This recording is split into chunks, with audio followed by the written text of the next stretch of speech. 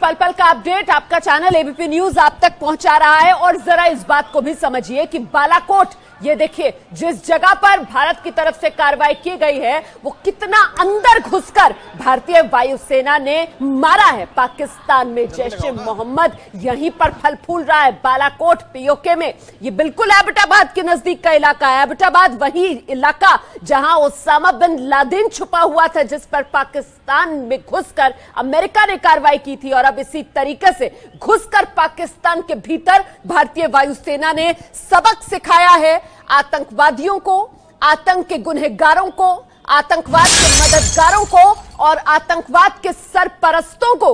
जैसा कि कहा गया था प्रधानमंत्री नरेंद्र मोदी की तरफ से, जो स्वतंत्रता दी गई थी सेना को जवाब देने के तरीके को चुनने के लिए, जवाब देने के वक्त को चुनने के लिए, भारतीय सेना की तरफ से यह मुंह तोड़ जवाब दिया गया है पाकिस्तान को।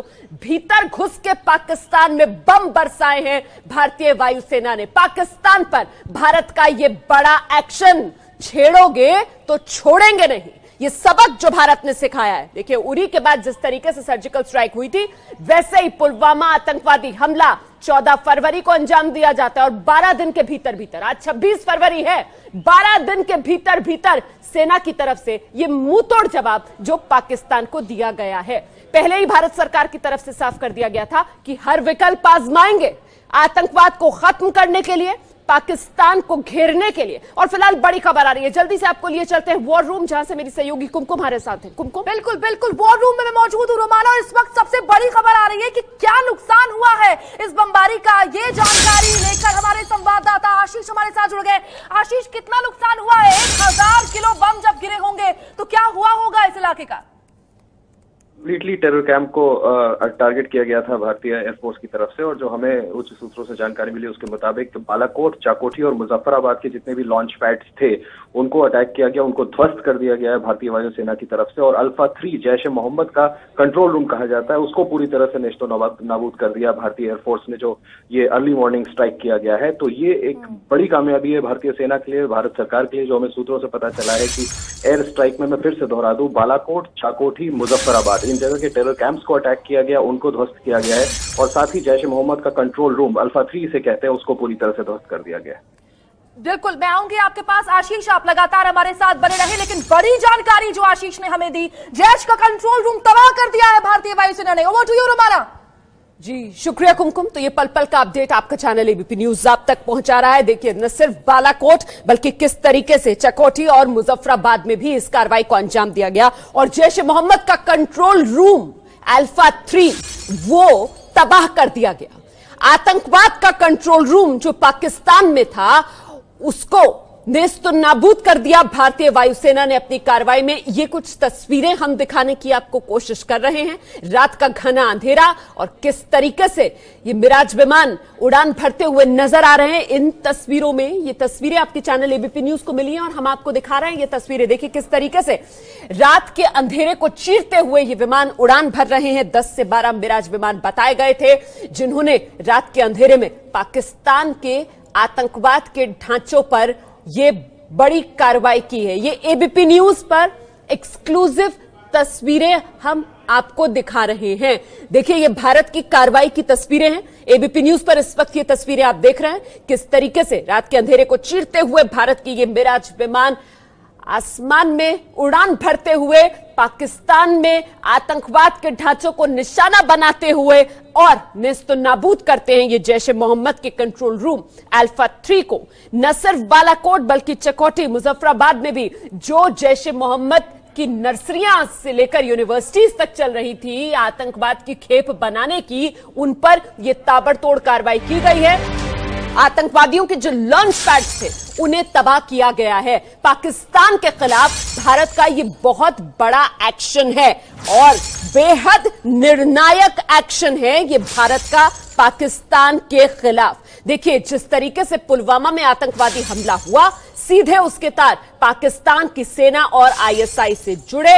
भारत ने दुनिया को अपने साथ लिया और मानवतावादी देशों को यह दुहाई दी कि आइए आतंकवाद के खिलाफ साथ मिलकर लड़ाई लड़े। ऐसे में पूरी दुनिया भारत के साथ पाकिस्तान के खिलाफ भारत का बहुत बड़ा ये सैन्य एक्शन भी, क्योंकि कूटनीतिक कदम तो हम लगातार उठा ही रहे थे और पुलवामा आतंकवादी हमले के बाद ये पाकिस्तान के खिलाफ पहला बड़ा सैन्य एक्शन। सीधे लिए चलते हैं आपको, नीरज इस वक्त हमारे साथ मौजूद है। नीरज, अपडेट क्या है? और बिल्कुल, मैं ये बता दूं कि रोमाना, अगर ये ऑपरेशन अगर जिस तरह से भारतीय वायुसेना ने किया है, ये अपने आप में बहुत बड़ा ऑपरेशन हो सकता है। क्योंकि मैं बता दूं कि कल ही जो पाकिस्तानी सेना प्रमुख हैं जनरल बाजवा, वो अपने एयरफोर्स के हेडक्वार्टर में गए थे, क्योंकि उनको भी कहीं ना कहीं इस बात की भनक थी कि भारत की तरफ से एयर स्ट्राइक हो सकती है। लेकिन ये नहीं पता था कि ये एयर स्ट्राइक इतनी जल्दी हो जाएगी। महज 12 या 15 घंटों के अंदर जैसे ही एयर हेडक्वार्टर में जो पाकिस्तान के एयरफोर्स चीफ हैं और पाकिस्तानी थल सेना के जो चीफ हैं जनरल बाजवा, उन दोनों की मीटिंग हुई इस बात पर कि क्या भारत की तरफ से अगर इस तरह की एयर स्ट्राइक हुई तो उनका क्या जवाबी कार्रवाई होगी। और उसके बाद ही 15 घंटे के अंदर ही हमने देखा कि सुबह 3:30 बजे भारतीय वायुसेना के मिराज फाइटर जेट्स, मिराज 2000, वो घुस गए अंदर, पाकिस्तानी सीमा में घुस गए। और जैसे कि पता चल रहा है कि बालाकोट, जो कि कम से कम 70-80 किलोमीटर से कम नहीं होगा एलओसी से, इतनी अंदर तक चले गए और पाकिस्तानी वायुसेना तब तक संभल नहीं पाई। वहां पर उन्होंने स्ट्राइक किया और स्ट्राइक करने के बाद जब तक पाकिस्तानी वायुसेना के फाइटर जेट्स भारत को कोई रिस्पॉन्ड कर पाते, भारतीय वायुसेना के फाइटर जेट्स को कोई नुकसान पहुंचा पाते, तब तक भारतीय वायुसेना के सभी फाइटर जेट्स, जो कम से कम 10 फाइटर जेट्स से, वो वापस अपनी सीमा में आ गए हैं। अभी सिर्फ इस बात का असेसमेंट हो रहा है कि क्या क्या नुकसान हुआ पाकिस्तान की तरफ से और क्या भारत की तरफ से आधिकारिक जानकारी होगी। लेकिन पाकिस्तानी वायुसेना ने खुद अपने फोटो रिलीज किए हैं और बताया है कि कहां-कहां पर मान लिया है ना, इस बार बात को मान लिया है। जिस तरीके से हमने पिछली बार देखा था कि सर्जिकल स्ट्राइक पर तो वो कह रहा था कि उसको कोई असर ही नहीं हुआ है, लेकिन इस बार पाकिस्तान घिर गया है, इस बार पाकिस्तान बुरी तरीके से डरा हुआ है। उस पर मैं आपके पास आऊंगी, लेकिन नीरज राजपूत, पाकिस्तान को बिल्कुल जिसे कहते हैं ना कि घेर लिया, चौंका दिया, जिसकी पाकिस्तान ने उम्मीद भी नहीं की होगी, ऐसा मुंहतोड़ जवाब भारतीय सेना की तरफ से दिया तो गया है पाकिस्तान को। नीरज, नहीं, बिल्कुल रोमाना, इस बार पता था पाकिस्तान को, इस बार जानकारी थी कि एयर स्ट्राइक होगी। कल ही इस बारे में बड़ी मीटिंग हुई थी, इसलिए ये सरप्राइज एलिमेंट भी नहीं कहेंगे कि हम सरप्राइज है। पता होते हुए दुश्मन को कि एयर स्ट्राइक होगी, उसके बावजूद भी भारतीय वायुसेना के फाइटर जेट्स एलओसी पार करके मुजफ्फराबाद, बालाकोट, इन इलाकों में पहुंच गए और वहां जाकर उन्होंने स्ट्राइक भी की। और पाकिस्तानी वायुसेना सिर्फ हाथ पर हाथ धरे बैठी रही, उनको पता ही नहीं चला कि कब आ रहे हैं, कहां से भारतीय वायुसेना के फाइटर जेट्स मिराज 2000 घुस गए हैं, एलओसी में घुस गए हैं। डीप पेनिट्रेशन, जो कि महारत हासिल है इन एयर फाइटर जेट्स की, मिराज की, ये डीप पेनिट्रेशन करते हैं, यानी कि दुश्मन की सीमा में अंदर तक घुस जाते हैं और दुश्मन को पता नहीं चलता है।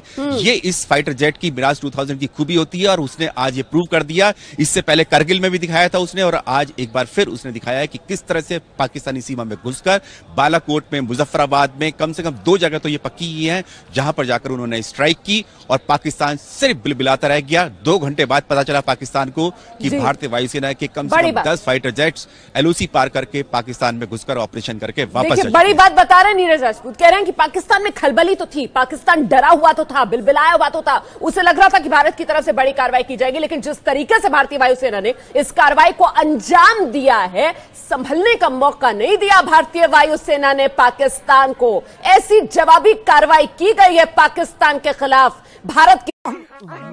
अरे घूरना बंद करो, पहले सब्सक्राइब करो।